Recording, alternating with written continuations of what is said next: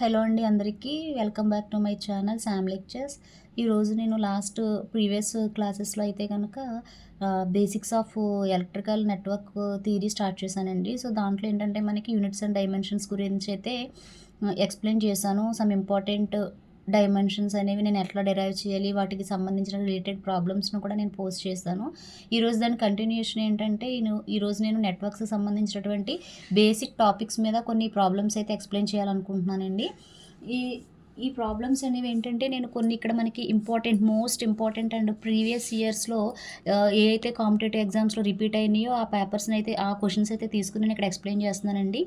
So ఎవరైతే electrical aspirants ఉన్నారో మీ friends prepare అయ్యేవారు వాళ్ళందరికీ కూడా నా వీడియోస్ అయితే షేర్ చేయండి. సో మనకి ఇందులో ఫస్ట్ ప్రాబ్లం వచ్చేసి ఇది మనకి ఆల్రెడీ ఈ యూపీఎస్సీ పేపర్లో కూడా ఇచ్చారండి. సో దీనికి ఎట్లా చేయాలి, ఎలా సాల్వ్ చేయాలి అనేది నేను మీకు ఇక్కడ క్లియర్గా ఎక్స్ప్లెయిన్ చేస్తాను. సో ఇక్కడ ప్రాబ్లం వచ్చేసి మనకి ఏమి ఇచ్చాడో చూద్దామండి. Copper has a resistivity of. ఎప్పుడైనా సరే ప్రాబ్లంలో ఏదైనా ప్రాబ్లం అనేది మనకి అది ఎంత ఉన్నదని చూసి ఎప్పుడు కన్ఫ్యూజ్ అవ్వకండి. ప్రాబ్లం ఏదైనా కానీ మనం చాలా సింపుల్గా సాల్వ్ చేయొచ్చు. ఫస్ట్ ఆఫ్ ఆల్ మనం చేయాల్సింది ఏంటంటే ఆ ప్రాబ్లం అంతటిని ఆ డేటా అంతా చదివి వాడు ఏమి ఇచ్చాడో రాసుకోవాలండి. సో నెక్స్ట్ ఏంటంటే మనం ఏం ఫైండ్ అవుట్ చేయాలో రాసుకోవాలి.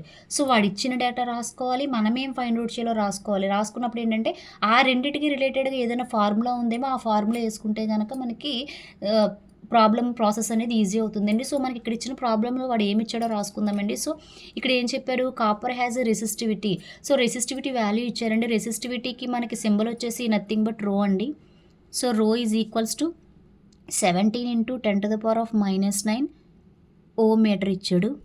So next what is the end to end resistance అంటే మనల్ని ఏం ఫైండ్ అవుట్ చేయమన్నాడండి. సో ఇక్కడ మనకి ఇచ్చింది ఇక్కడ రాసుకుందాం, మనం ఫైండ్ అవుట్ చేయాల్సింది ఇక్కడ రాసుకుందాం. సో ఆర్ వాల్యూని ఫైండ్ అవుట్ చేయమన్నాడు. Next 2 centimetres long. So length ఎంత ఇచ్చాడండి, 2 సెంటీమీటర్స్ అని ఇచ్చాడు. So 2 centimetres long with cross sectional dimensions అంటే ఇక్కడ ఇచ్చింది ఏరియా అండి. సో ఏరియా ఎంత ఇచ్చాడు, 5 mm × 1 mm. సో మనకి రో ఇచ్చాడు, ఎల్ ఇచ్చాడు, ఏరియా ఇచ్చాడు. మనల్ని ఏం ఫైండ్ అవుట్ చేయమన్నారండి, ఆర్ ఫైండ్ అవుట్ చేయమన్నారు. సో మనకి ఇచ్చిన వాటికి మనం ఫైండ్ అవుట్ చేయాల్సిన వాటికి మధ్య రిలేషన్ మనందరికీ తెలిసిందేనండి. నేను లాస్ట్ క్లాస్లో ఆల్రెడీ ఎక్స్ప్లెయిన్ చేశాను. So R is equals to rho L by A. కానీ మీరు ఎప్పుడైనా ఒకటి గుర్తుపెట్టుకోండి, మనం ఏదైనా ప్రాబ్లం చేసినప్పుడు ఏంటంటే యూనిట్స్ అనేవి ఎప్పుడూ కూడా ఒకే యూనిట్స్ ఉండాలండి. అంటే ఇదేమో ఇక్కడ మీటర్స్లో ఉంది, ఇక్కడేమో సెంటీమీటర్స్లో ఉంది, ఇక్కడేమో మిల్లీమీటర్స్లో ఉంది.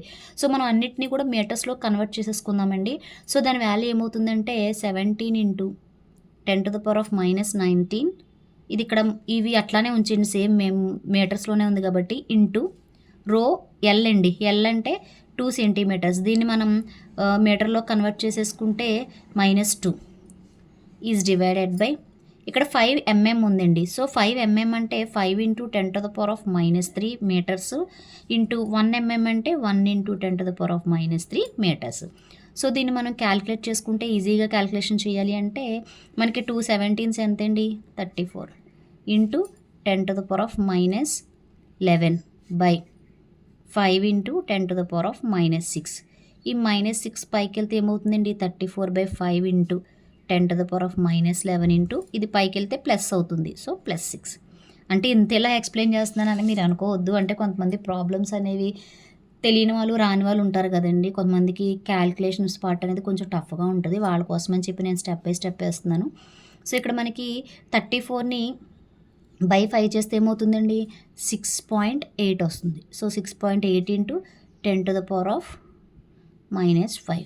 సో ఈ పాయింట్ కూడా మనం తీసేసామనుకోండి ఏమవుతుంది, 68 ఇంటూ ఇక్కడ అప్పుడు ఒక మైనస్లో ఒక పాయింట్ పెరుగుతుంది, -6. సో ఏదైనా సరే మనకి వాల్యూలో -6 ఉందంటే మనం దాన్ని ఎలా రాసుకుంటామండి, మైక్రో. సో రెసిస్టెన్స్కి యూనిట్స్ ఏంటండి మనకి ohms. So micro ohms. So -6 ఉంటేనేమో మైక్రో అని రాస్తాము. అట్లా కాకుండా -9 ఉంటే నానో అంటారు, -12 ఉంటే పీకో అంటారు. అది మాత్రం కొంచెం గుర్తుపెట్టుకోండి. సో మనకి ఇక్కడ ఇచ్చిన ఈ క్వశ్చన్లో ఆన్సర్ ఏంటంటే 68 మైక్రో ఓమ్స్. నెక్స్ట్ క్వశ్చన్ వచ్చేసి ద ఎలక్ట్రికల్ కండక్టివిటీ అనేది దేని మీద డిపెండ్ అవుతుంది అని అడిగారు. సో ఇందులో మనకి ఏమేమి ఇచ్చారంటే the volume of concentration of the holes and their mobility. Next, the volume of concentration of the electrons of conduction and their mobility. Next, concentration of both electrons and protons, concentration of electrons only. ఇక్కడ మనకి గుర్తుపెట్టుకోవాల్సింది ఏంటంటే మనకి main conductivity అంటే current flow అనేది ఎప్పుడు అవుతుందండి, only మనం డెఫినేషన్ కూడా ఏమని చెప్తాం, ఇట్స్ మనం ఏమని చెప్తామండి, ఎలక్ట్రాన్స్ ఫ్లోనే మనం కరెంట్ అంటాము. సో ఇక్కడ మనకి ఇక్కడ హోల్స్ అని అన్నారు. సో హోల్స్ అన్నప్పుడు మనం ఎలిమినేషన్ మెథడ్లో వెళ్ళిపోయామంటే కనుక ఏ అయ్యే ఛాన్స్ లేదు. సో ఏ కాదు. Next both electrons and protons అన్నాడు. సో ఇది కూడా కాదు. నెక్స్ట్ ఈ రెండిట్లో చూడండి మనకి ఏంటంటే flow of electrons concentration volume మీద అండ్ దేర్ మొబిలిటీ మీద డిపెండ్ అయి ఉంటుందండి. సో మనకు ఆన్సర్ వచ్చేసి బి అండి. అంటే the volume concentration of the electrons of conduction and on their mobility. Next question వచ్చేసి if the length of a wire of resistance R is uniformly stretched to n times it's original value.